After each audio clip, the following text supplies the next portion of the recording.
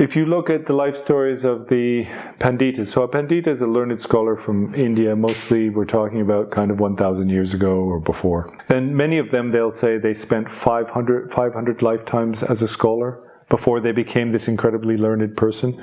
And like, we have examples of this. So we've got the tulkus system. Like, I was really bashing the tulkus system, right? But there's something in there, right? So I don't know how much you know about it, but I mean, the idea is really good. You have somebody who's a bodhisattva. A bodhisattva is able to choose rebirth. And so what happens with these really experienced practitioners, so they practice in this lifetime, they gain some ability, next lifetime they practice for hundreds of lifetimes, and they develop very strong capabilities. And because of that, they can kind of choose to be reborn. And usually what they do is they'll write a letter before they go to bed, before they die. It's been a long week. So they'll write a prediction letter, and they'll write who their mother and father's names are. Usually it's not like, this is my address, it's not like that, but it's like, in Nakchen, there is a mountain that looks like the head of a yak, and at the foot of that, there's a river, and there's a tall pine tree, and there's a little shack with a funny shaped roof on it. Like, stuff like that, right? Really precise, with the name of the mother and father and other details about their life. And then they'll wrap it up, and they'll put it in a gao, and when they die, then their students find this thing. And they go, oh, okay, this is a hint. And also they'll kind of meditate on it, maybe, and they'll get a vision. So this also happens, especially with the Dalai Lama. There's kind of his main tutor, or somebody's close to him, will meditate and have a vision. And he'll see like a symbol of an ah, like one of these symbols you see on these tankas, etc. You'll see a symbol. Like, for example, when the Dalai Lama was reborn, his mentor had a vision. There's a special lake, I can't get into all the details, but they always go there for predictions, and he saw a syllable ah, and he took that to mean that he would be found in Amdo.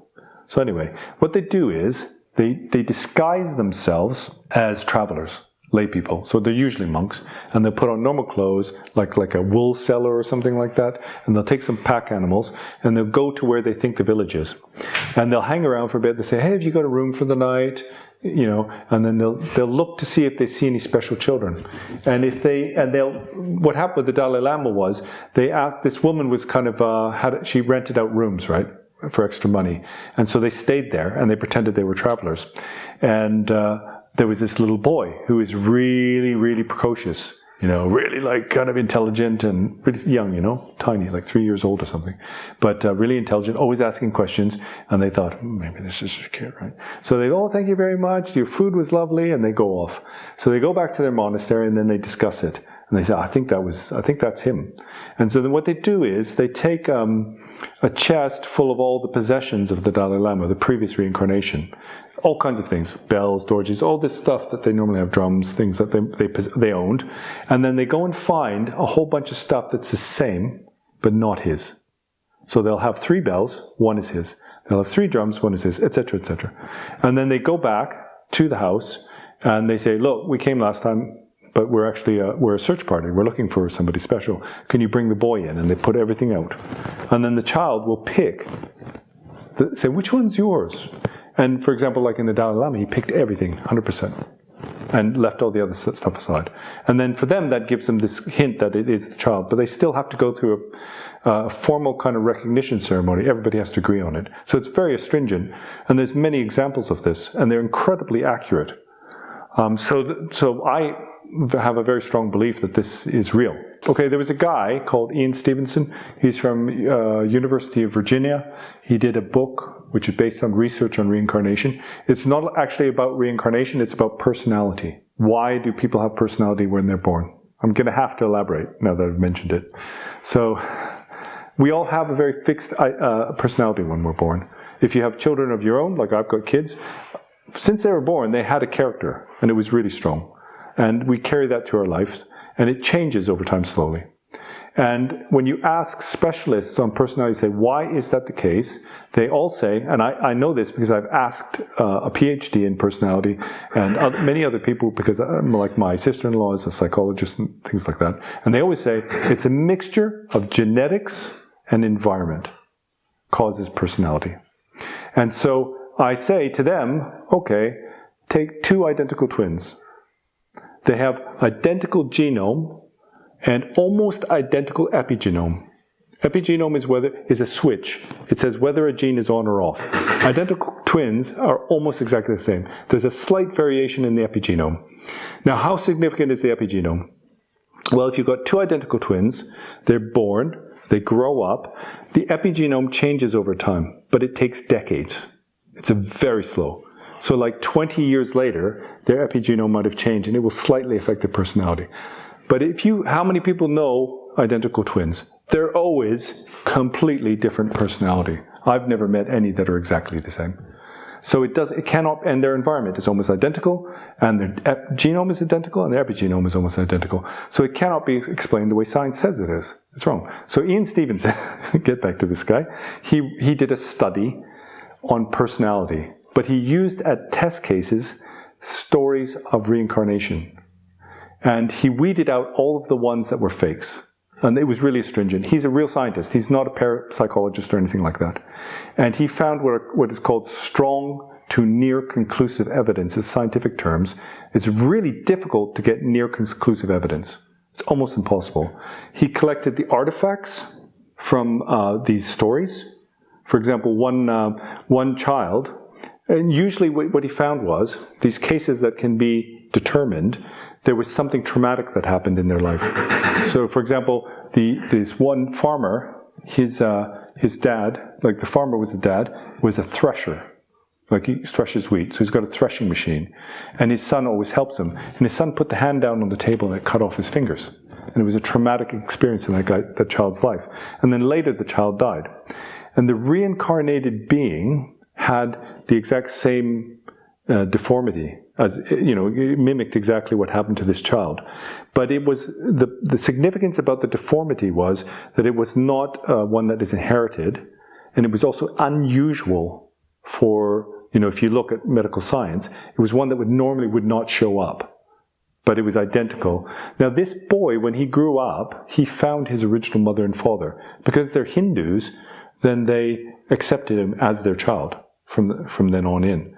But often these stories that they find, you can read the book, look online, Ian Stevenson's, there's a video as well.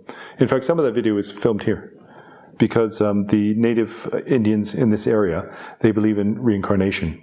They came over, I told you this before, they came over the Bering Straits into Canada and they brought with them their native beliefs in religion, and part of that is a belief in reincarnation. And although they're Christians now, they still believe in reincarnation. Anyway, getting into too much.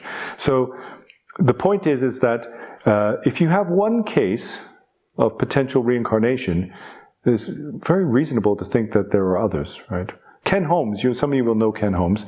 He was at Sammy Ling. He's a teacher at Sammy Ling. He's been teaching for years. And many years ago, this is like in the 70s, I guess, then there was a case of reincarnation in Scotland. But it was in a Christian community, Christian people, so they didn't know anything about reincarnation.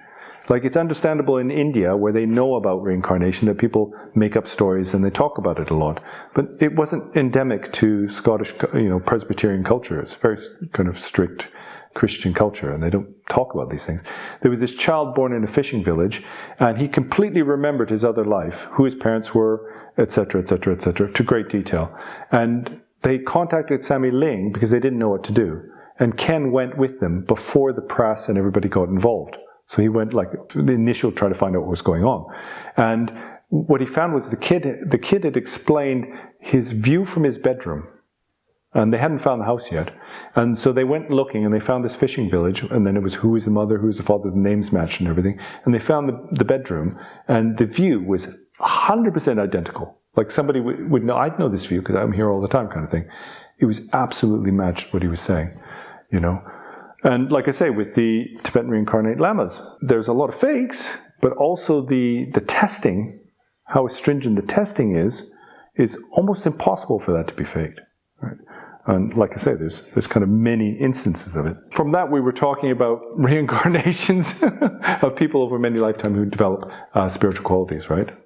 So if you spend 500 lifetimes, it's like you can kind of gain from your previous experience and your previous practice. This is really important. There's something called lei tro. So you've got lei is karma, right? And le tro is karmic residue.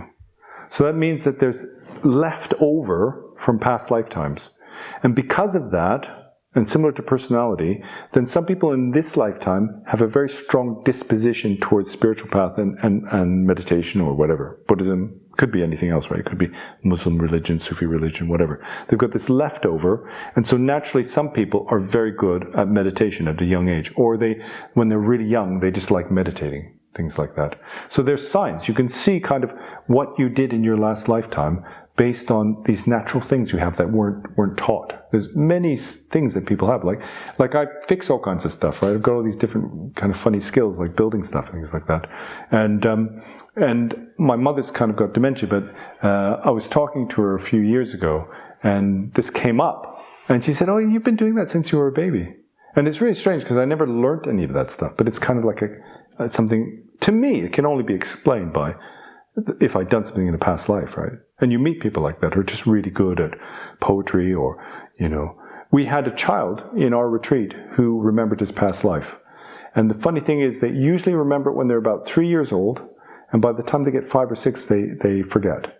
And when he came, he had a vivid memory of his family in Tibet. He knew their names, and they actually went to Tibet and met the family. We've got a video of it. And then he came to our retreat center, because our retreat center is famous for training people in the Dharma. And so he came, but Khenpo Lab was like, don't treat him like anything special. He's just one of the kids right there. But he had it was very strong influence on his personality. And he was like, yeah, I'm so-and-so Rinpoche. And he was talking about it like that. And after about 3 or 4 years, then he kind of forgot. But, you could tell that he had some, from a young, little, tiny kid who could meditate and stuff like that, So you have to make up your own mind.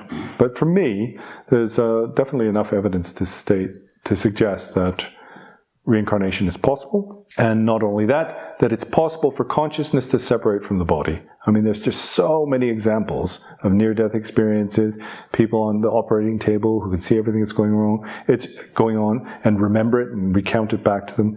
So it's like, to me, it's, we don't understand it, but I can accept that. Yeah, my dad once, he told me that when I was a kid, like 3 years old, like that, because he went to China to study, he was telling me the Chinese numbers, 1, 2, 3, 4, 5.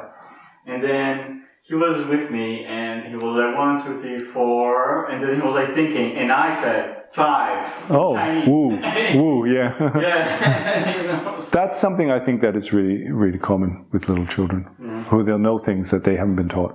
But anyway, it's kind of interesting. It's not really that great of a benefit if you believe it or not. Because we're still in the same problem, right? We've got the problem. We've got to get out of samsara. We've got to overcome suffering, and whatever we do to do that's great. But it can be very inspirational. I certainly don't believe this is the only life. But my confidence in that doesn't really come from these things. It comes through meditation. It's something else. Well, I can't really explain. Not easily, anyway. You'd have to understand meditation to understand why that is.